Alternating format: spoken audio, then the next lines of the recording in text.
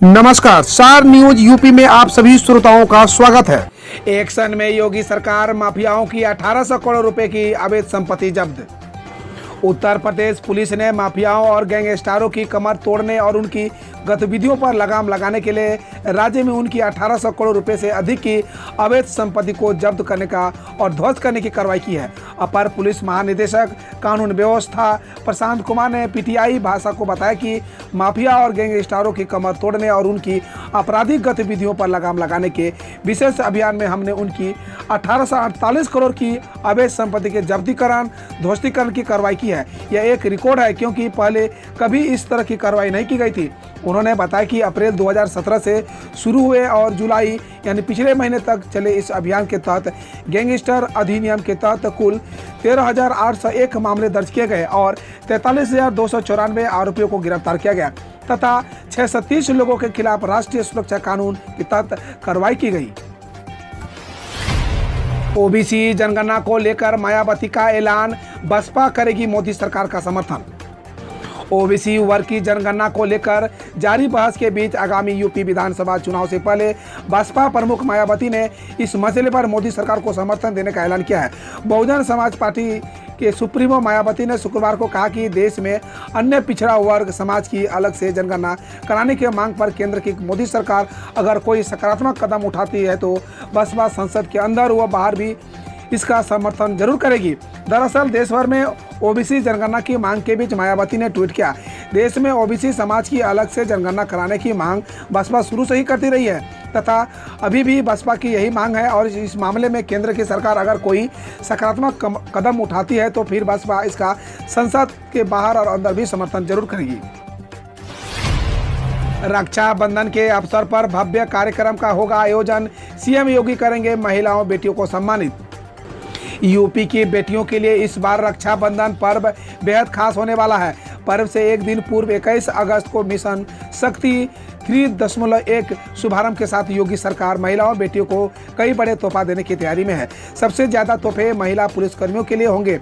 रक्षाबंधन की पूर्व संध्या पर मुख्यमंत्री योगी आदित्यनाथ महिला पुलिसकर्मियों को पुरुष सहकर्मियों की तरह से बीट पुलिस अधिकारी के रूप में तैनाती का उपहार देंगे तो महिला पुलिसकर्मियों नन्हे मुन्ने बच्चों के लिए सभी 78 पुलिस जनपदों की बालवाड़ी का उपहार भी मिलेगा। यूपी के मिर्जापुर में बैंक लॉकर से 16 करोड़ के गहने गायब, बैंक मैनेजर समेत 3 लोगों पर एफआईआर। उत्तर प्रदेश के मिर्जापुर जिले में एक बैंक के लॉकर से 16 करोड़ के गहने गायब होने से हड़कंप मचा हुआ है। मामला सामने आने के बाद पुलिस ने बैंक के मैनेजर सहित 3 लोगों के खिलाफ धोखाधड़ी और साजिश करने का मुकदमा कटरा कोतवाली में दर्ज किया है। फिलहाल पुलिस मामले की जांच कर रही है। एएसपी संजय कुमार ने बताया कि बैंक के लॉकर से धोखाधड़ी कर जेवरात निकालने के आरोप में Umesh Shukla, bank manager SN Prasad और डिप्टी बैंक मैनेजर चंद्रलोक पर मुकदमा दर्ज, मामले की जांच की जा रही है। यूपी चुनाव 2022 अवध से ब्रज तक चुनावी मंथन करेंगे नड्डा। 7 और 8 अगस्त को यूपी के दौरे पर रहेंगे। भाजपा के राष्ट्रीय अध्यक्ष जेपी नड्डा 7 और 8 अगस्त को यूपी प्रवास के दौरान अवध से ब्रज तक चुनावी मंथन करेंगे। 7 अगस्त को यानी आज लखनऊ में सरकार व संगठन को चुनावी एजेंडा सौंपने के बाद कल यानी 8 अगस्त को आगरा में चुनावी बिगुल बजाएंगे।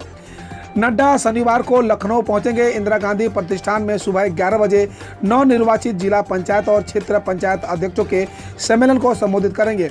दोपहर 1 बजे सभी विधानसभा क्षेत्रों के प्रभारियों के सम्मेलन में उन्हें चुनाव में बूथ प्रबंधन से लेकर प्रचार प्रबंधन तक के गुर सिखाएंगे।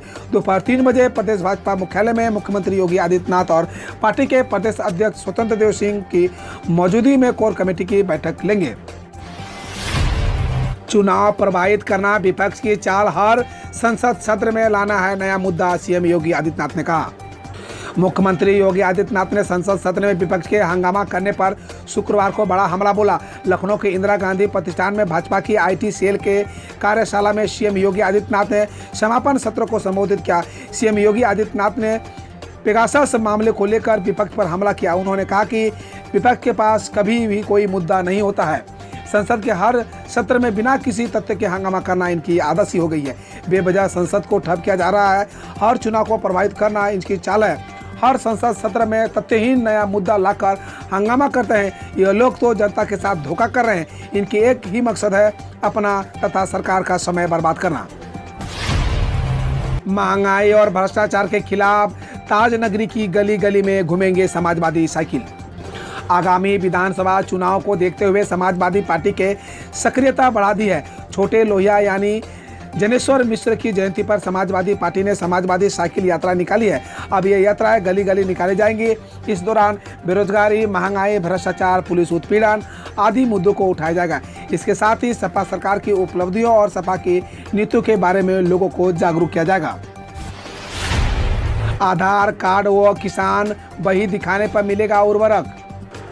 किसानों को गुणवत्ता युक्त रासायनिक उर्वरक उपलब्ध कराने के साथ ही कालाबाजारी पर रोक लगाने के निर्देश डीएम जेपी सिंह ने किए हैं।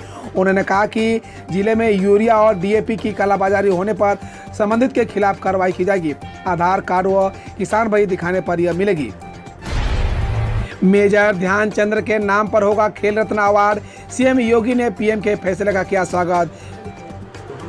मोदी सरकार ने राजीव गांधी खेल रत्न पुरस्कार का नाम बदल कर दिया है। सरकार ने इस हॉकी के जादूगर कहे जाने वाले मेजर ध्यानचंद के नाम पर रखने का फैसला किया है। प्रधानमंत्री नरेंद्र मोदी ने शुक्रवार को ट्वीट कर उनकी जानकारी दी। मोदी सरकार के इस फैसले का उत्तर प्रदेश के मुख्यमंत्री योगी आदित्यनाथ ने स्वागत किया है। सीएम योगी ने कहा कि ये खेल प्रेमियों और खेल जगत का सम्मान है। बता दें कि इस अवार्ड को 1991-92 में शुरू किया गया था। इस अवार्ड का मुख्य उद्देश्य खेल के क्षेत्र को सराहना और जागरूकता फैलाना है। साथ ही खिलाड़ियों को सम्मानित कर उसकी प्रतिष्ठा बढ़ाना है ताकि वह समाज में और ज्यादा सम्मान प्राप्त कर सके। टोक्यो ओलंपिक में इंडियन कोच ने रेफरी को पीटा, हुए बाहर। रेसलर दीपक पुनिया के विदेशी कोच मोराड गेड्रो को ओलंपिक से बाहर का रास्ता दिखाया गया है। मीडिया रिपोर्ट्स के माने तो गेड्रो पर आरोप है कि ब्रॉन्ज मेडल मुकाबले में दीपक की हार के बाद वे रेफरी रूम में गए और मुकाबले में निर्णय करने वाले रेफरी पर हमला कर दिया। बता दें, दीपक 86 केजी वेट कैटेगरी में सैन मेरिनो के नाजेम माइलेस एमिने से हार गए थे। वहीं आईओसी ने भी गेड्रो को मान्यता खत्म कर दी है। हम रोज ऐसे ही आपके समक्ष न्यूज लाते रहेंगे। यदि आपने अभी तक सार न्यूज को सब्सक्राइब नहीं किए हैं तो पहले फटाफट सब्सक्राइब कर ले, साथ ही बेल आइकन को दबा दे ताकि कोई भी अपडेट आपसे मिस ना हो।